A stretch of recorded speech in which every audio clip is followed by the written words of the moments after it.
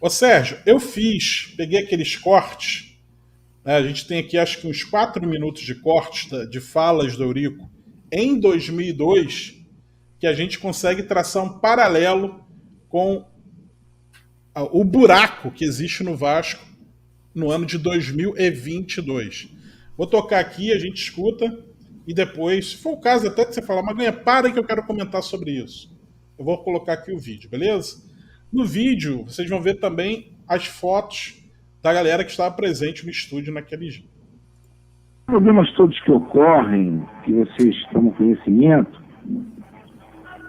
vêm de algo que eu, modéstia à parte, conquistei a ferro e fogo, obrigando a que eles tenham que ouvir o Vasco.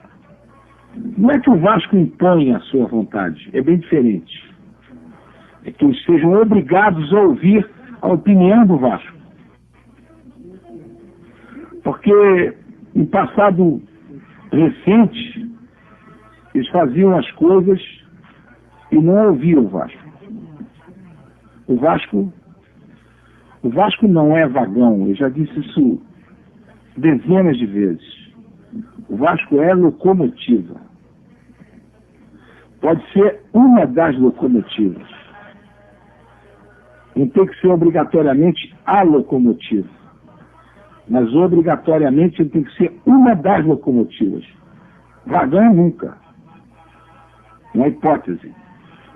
Esse pessoal todo que hoje está falando aí, que é também uma boa oportunidade, esse pessoal que está falando, tipo o seu Davi Fischer do Fluminense, eu quero dizer o seguinte: o Davi Fischer do Fluminense e eles, todos juntos, tem que se lembrar do seguinte: primeiro, invadiram a minha casa para me pedir socorro. Eu não deixei o Fluminense cair, quem não deixou fui eu, não foi ninguém. Não deixei cair o Fluminense para a segunda divisão. Um ano. No ano seguinte o Fluminense caiu.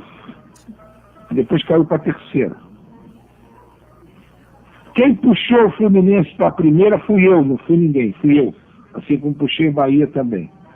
Isso é para o Fluminense. Nunca pedi nada a eles, nunca. Em nenhuma hipótese eu pedi nem ao Fluminense, nem ao Flamengo, nem ao Botafogo. Nunca pedi absolutamente nada. E tive deles só pedidos. Botafogo não caiu para a segunda divisão. Porque para se lembrar do caso do Sandro Hiroshi, não caiu porque eu não deixei cair. Criei um problema com o pessoal de São Paulo por causa do Sandro Hiroshi. O Flamengo, que eu não deveria ter ajudado por uma série de razões, e a razão principal do nosso protagonismo, foi outro que me pediu por diversas vezes.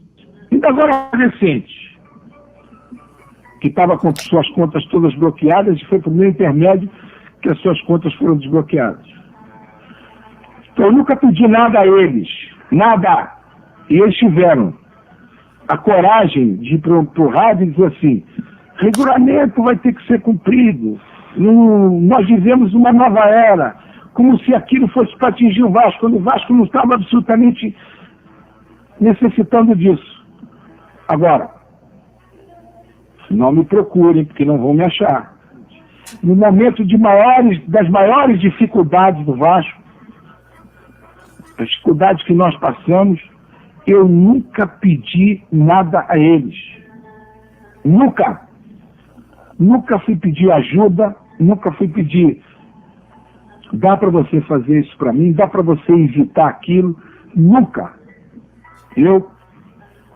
Nós conseguimos vencer e superar os obstáculos com os amigos que nos restaram.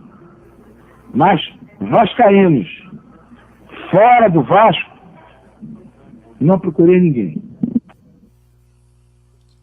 Tá aí a participação do Eurico. Um pequeno trecho da participação do Eurico nesse primeiro programa do Casaca no Rádio, há 20 anos, né, no dia 4 de novembro de 2002. O Renato Bente está até que falando, ó, Maganha não apareceu, é porque eu era o fotógrafo. Eu estava ali fazendo as fotos. E o Pedro Henrique dizendo, ó, eu sou do tempo do casaca no rádio. Quem mais é do tempo do casaca no rádio? Escreva aí para ajudar a gente. De repente você até ganhou algum brinde lá no casaca no rádio, né? Ganhou uma camisa, ou um dos livros que a gente sorteava. Todo programa a gente fazia esse tipo de sorteio. E quem quiser assistir esse programa inteiro, na íntegra, a gente publicou aqui no nosso canal do YouTube do site Casaca. Pode assistir ali, está disponível para você assistir ele completinho, para saber tudo o que estava acontecendo exatamente naquela data. Sérgio Frias, eu lembro que esses cortes foram até selecionados por ti, e eu imagino que você queira fazer alguns comentários sobre ele. Pode falar. Perfeito. Eu fiz questão de pedir ao Eduardo Maganha que fizesse os cortes, porque nós temos que observar o seguinte: a conduta do Vasco. Observe que o Eurico Miranda fala em 2002 que num passado recente o Vasco não era ouvido. Esse passado recente era antes dele entrar no Vasco. Então essa situação que o Vasco vive hoje, que se dane o Vasco, muda a pauta de julgamento, ninguém está nem aí, era uma situação que de alguma maneira o Vasco vivia antes. E aí nós temos que entender por que houve uma mudança nisso. Por que houve? Porque alguém enfrentou isso. Claro que com apoios, claro que com gente que deu força. Mas alguém enfrentou um status quo que levava o Vasco a um lugar. O Vasco, tá bom. A opinião do Vasco. Não precisamos da opinião do Vasco, não. Vamos fazendo aqui. Porque a realidade, até o Eurico Miranda chegar, era uma realidade muito próxima de hoje. Era Fla-Flu.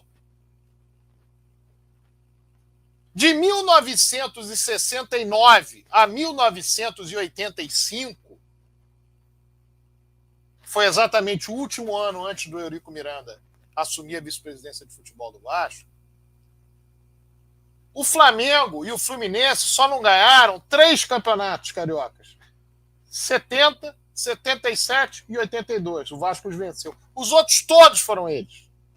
Mandavam e desmandavam na federação. O Vasco perdia discussões das mais incríveis. Não é porque todos eram incompetentes, é porque você tem que enfrentar um sistema que não lhe é favorável a princípio. Hoje está tudo dentro da lógica de quando eu comecei a acompanhar futebol. Fla-Flu. Para isso mudar, você tem que mudar o conceito. E aí vem a história das ajudas. O Flamengo, em 2002, pedia ajuda para desbloquear a conta. Em 2003, 2004, 2005, 2006, 2007, 2008, o Flamengo, além de não conseguir ganhar mais nada que o Vasco ganhava, nada além do que o Vasco ganhava em cota de TV, ainda vivia uma realidade de dever muito mais em termos de impostos, ter muito mais dívida trabalhista, muito mais ações trabalhistas contra si, muito menos crédito. Não tinha estádio como não tem, o Vasco tinha. O Fluminense foi dito que foi feito. O Botafogo foi dito que foi feito. E o que é o mais importante? O Vasco se colocou no lugar muito acima deles. Quando ele diz eu não pedi, ele está falando de um final, de um período de praticamente 18 meses de torniquete financeiro sofrido pelo Vasco. E o Vasco não foi pedir a nenhum deles, pelo contrário, eles ainda pediam para o Vasco, como o Flamengo pediu. Sabe por quê? Porque o Eurico Miranda, desde 1987, ele era o vice-presidente do Clube dos 13. Quando ele brigou com o Clube dos 13, por causa do Vasco, para o Vasco ter o jogo com o São Caetano em 2001, em janeiro de 2001, o Clube dos 13 achou que podia andar sozinho e no ano seguinte foram chamá-lo de volta. Porque a Globo queria reduzir, o valor que tinha para pagar, o Vasco não deu unanimidade, os clubes inteiros foram ver, bom, o que o Eurico Miranda vai fazer? Então, isso ao invés de servir de exemplo, para as pessoas entenderem, isso serve para as pessoas dizerem que tudo é uma droga, que aquilo ali não funcionava. Por isso o Vasco está nessa situação. Porque contam a história mal contada o tempo inteiro. Foi nesse momento que o Vasco teve, de fato, representatividade. O Vasco conquistava títulos ou não conquistava, mas se mantinha ali. Nesse período ali, até 2008, o Botafogo caiu. O Flamengo 2 vezes na última rodada brigou para não cair. O Fluminense, que já tinha ido para a Série C, ficou também um campeonato na última rodada para não cair. O Vasco não. Queriam colocar o Vasco ali. Queriam dizer, mas não funcionava na prática, nos números. E o que fazem até hoje é distorcer os números. Quando você tem um retorno do Eurico Miranda 2015 a 2017, aí você diz assim, o Vasco ganhou mais títulos e taças oficiais que todos os clubes do Rio juntos. O Vasco ganhou no confronto direto de todos eles. O Vasco ganhou 2 campeonatos em 3 anos. O Vasco foi deixado na Libertadores. Não tá bom. E o que esse pessoal fez no Vasco esse século, que foi bom? Então, como é muito difícil para as pessoas saírem da sua teimosia, saírem do seu despeito, saírem daquilo que emburreceu a muitos e simplesmente admitirem que é esse Vasco que tem que funcionar, esse Vasco que puxa, esse Vasco que é locomotiva e não é vagão, esse Vasco que é ouvido, que é esse Vasco que é tranquilamente possível de ser com o tamanho da torcida que tem, com a força que tem, mas é mais simples deixar para lá, ficar de lado, contar a história, distorcer a história, vender clube, vender futebol de clube, deixar tudo do jeito que está e mentir sobre o que aconteceu de fato no Vasco. Nós estamos falando de um Vasco que ele cita em 2002 que num passado recente era um Vasco que era posto para segundo plano. E o Vasco foi posto para segundo plano em todo o período deste século que o Eurico Miranda não teve lá. Mas Sérgio Frias, o Eurico Miranda já morreu. Ótimo, então vamos buscar o quê?